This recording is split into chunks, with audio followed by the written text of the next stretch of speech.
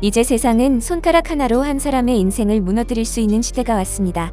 소리 없는 흉기라고 불리는 악플은 수년간 사람을 괴롭히고 정신적인 고통과 압박을 받게 하고 심지어는 스스로 목숨을 저버리는 상황에까지 이르게 합니다. 연예인, 유튜버, 운동선수, BJ, 기업가 등 우리에게 얼굴이 익히 알려진 사람뿐만 아니라 일반인에게까지도 악플이 쏟아지는 그야말로 무시무시한 세상이 된 것입니다. 최근 들어서도 수많은 연예인들이 허위사실 및 명예훼손, 무분별한 악플들에 대응해 고소를 진행하고 있습니다. 또한 이 악플들을 견디다 못해 스스로 자신의 목숨을 포기하는 상황까지 일어나고 있습니다. 하지만 이젠 악플로 시달리는 건 공인뿐만이 아닙니다. 지난해 10월에는 대학생 450만여 명이 회원으로 가입해 있는 익명 커뮤니티의 한 학생이 우울증을 호소하는 글을 올리자 익명의 아이디로 조용히 죽어라는 악플을 달아 결국 죽음까지 몰아가게 한 사건도 있었습니다. 당시 유족은 악플이 사망 원인이라고 주장하며 네티즌들을 모욕 혐의로 경찰에 고소했고 해당 사이트에 대한 압수수색 영장이 집행되기도 했는데요. 물론 이것이 국내에서만 벌어지는 일은 아닙니다. 일본 연예인 하마사키 마리아는 코로나 시국에 마스크를 하지 않고 외출한 것을 이유로 악플에 시달려 왔습니다. 지난해 4월 극심한 악플에 시달리며 댓글을 쓴 일본인과 언쟁을 벌이다 결국 극단적 선택을 하기도 했습니다. 하지만 일본 방송은 하마사키가 악플 때문에 괴로워한 사실은 확인되지 않았다고 사건을 덮는 모습을 보였습니다. 이렇게 당한 사람은 정신적으로 피해를 보고 더 심해지면 대인관계와 커리어까지 무너져 힘든 시간을 보내고 있지만 악플러들은 자신이 쓴 댓글조차 기억을 하지 못하는 경우가 허다합니다. 2019년 시사 교양 프로그램 그것이 알고 싶다에서는 연예인에게 악성 루머를 퍼뜨리고 악플을 달았던 악플러들과 직접 만나 인터뷰를 진행하였습니다. 하지만 방송에 나온 악플러들의 대부분은 자신이 쓴 댓글조차 기억하지 못하는가 하면 좋은 차에 막대한 수입을 얻으면서 호사를 누리는 연예인이라는 직업을 가졌으면 그 정도 악플은 견뎌야 하는 것이라고 오히려 뻔뻔한 태도를 보이기도 했죠. 지난해 가수 아이유의 소속사는 지속적으로 악플을 다는 악플러들에게 악의적 비방, 허위사실 유포, 사생활 침해, 인신공격 및 명예훼손 등 악성 게시물을 대상으로 선처 없는 강력한 법적 대응할 것을 공지했습니다. 그리고 자료를 수집해 고소를 진행했습니다. 하지만 실제 가수 아이유의 악플러들은 고소장이 접수되었다는 통보를 듣자 내 의견도 내질 못하네. 이러려면 혼자 살면 되지. 팬들이랑 소통은 뭐하러 하는지. 아니 사람이 어떻게 본인 귀에 좋은 말만 듣고 사냐. 그러면 나도 직장 상사들 싹 고소하면 되겠네. 이게 가능한 일인지 처음 알았네라는 글을 올리며 적반하장으로 억울함을 호소했습니다. 그리고 반성은커녕 이내 아이유에 맞대응하자며 의기투합하는 모습을 보였는데요.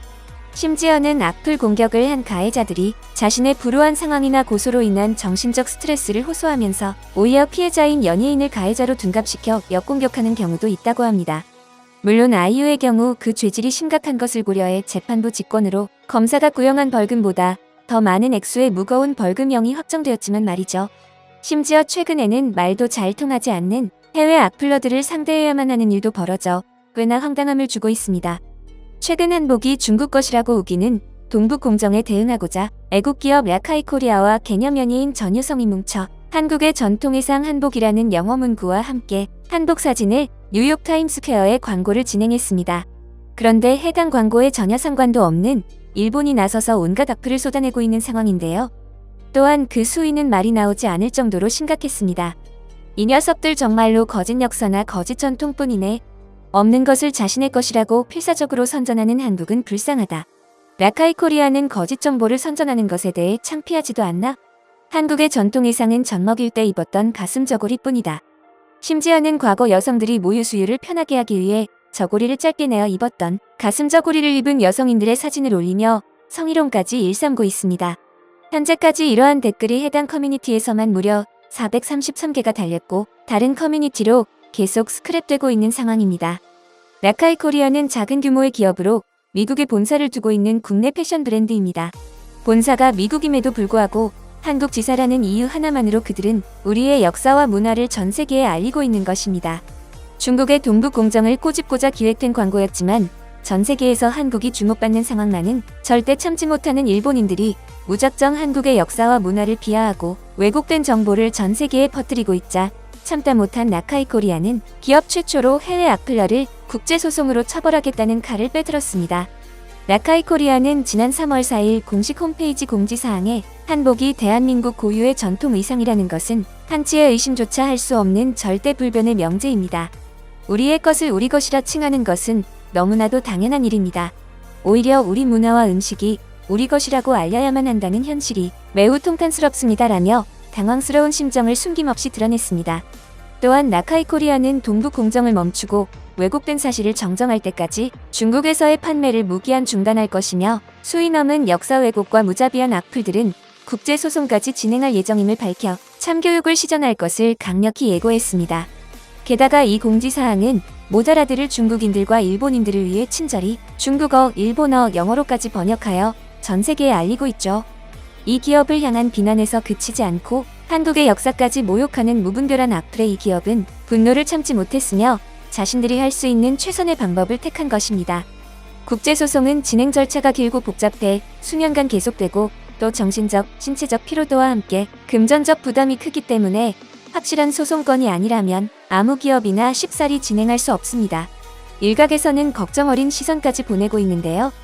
국내에 이제 막 자리를 잡기 시작한 소기업이기에 자본도 충분치 않을 뿐더러 중국과 일본이라는 어마어마하게 큰 시장을 포기하면서까지 우리의 역사를 알리고 있기에 많은 사람들이 걱정할 만한 사항이긴 합니다. 하지만 라카이 코리아를 아는 네티즌들은 많이 참았다라고도 이야기를 합니다. 라카이 코리아는 런칭 시작부터 지금까지 일본에게 수많은 악플에 시달려왔습니다. 진실된 역사의 불편함을 느끼는 건 그들이 감당해야 할 몫이라는 말로 라카이 코리아는 자신들의 생각을 밝히며 꾸준히 한국의 상징적인 디자인과 독립운동가 이야기, 일제강점기 만행 등을 담아서 후원 제품을 알리고 있습니다. 국제소송을 준비하는 지금조차도 우리의 소중한 역사가 담긴 제품을 꾸준히 해외에 알리기 위해 노력하고 있죠. 국경일 뿐만 아니라 시시때때로 우리나라 역사를 기억할 수 있도록 출시되는 라카이 코리아의 다양한 제품 또한 해외에서 힙하다며 크게 주목받고 있습니다. 일상 속에서 태극기를 개양해 보신 경험이 많이 없으실 겁니다. 국경일에도 직접 태극기를 개양하는 가정은 흔치 않죠. 하지만 라카이 코리아는 국경일만이 아닌 일상에서도 손쉽게 태극기를 개양할 수 있도록 신박한 아이템을 선보였습니다. 마치 태극기를 직접 달고 다니는 듯한 라카이 코리아의 라벨 키링인데요. 독도, 무궁화, 훈민정음, 한반도 등 다양한 한국적인 심볼과 함께 디자인된 이 키링은 가방 등 다양한 아이템에 부착하고 다님으로써 언제 어디서나 우리 역사를 기릴 수 있습니다. 게다가 독립운동가의 조국 독립에 대한 간절한 영혼이 그대로 전해지는 광복군 서명문 태극기, 그리고 우리 역사의 상징이자 자랑스러운 국기인 태극기의 변천사가 각인된 목걸이와 팔찌는 많은 사람들에게 이런 방식으로도 역사를 기억할 수 있다는 걸 알려 감동을 주었습니다. 그와 별개로 우길기 폐기 프로젝트, 조선인 동물원, 위안부, 강제징용 우키시마호 폭침 사건, 731 부대 등 근거 자료를 넣은 프로젝트 이미지를 여러 국가의 언어로 번역하여 한국의 역사와 일제의 만행에 대해 전 세계에 알리기 위해 노력하고 있습니다. 한국 역사를 비난하는 일본 악플러들을 향한 국제소송에 좋은 결과가 있기를 바라며 남을 무턱대고 비난하는 무분별한 악플들은 누군가에게는 극단적인 선택을 할 만큼 상처가 될 수 있다는 것을 기억하셨으면 좋겠습니다. 여러분의 소중한 의견을 남겨주세요. 바쁘시더라도 구독과 좋아요 부탁드립니다. 지금까지 단골이시였습니다. 시청해주셔서 감사합니다.